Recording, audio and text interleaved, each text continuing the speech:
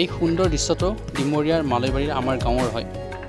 আমি কোৱা শুনিছোঁ যে পুত্ৰ সন্তান যদি জন্ম পায় তেতিয়াহ'লে হেনো হাতত কটাই তুলি লয়, আৰু কন্যা সন্তান জন্ম লোৱা হেতুকে হাতত লৈছে এয়া বাঢ়নি।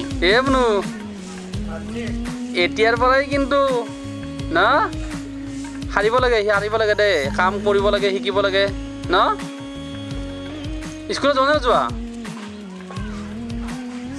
তুমি স্কুলত যোৱা নে নোযোৱা? স্কুলত যোৱা নে নোযোৱা? যোৱা।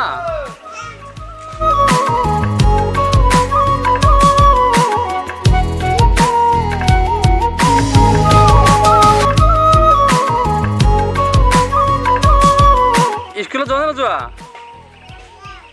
হা যোৱা না? অংগনবাড়ীত যোৱা? বা বঢ়িয়া।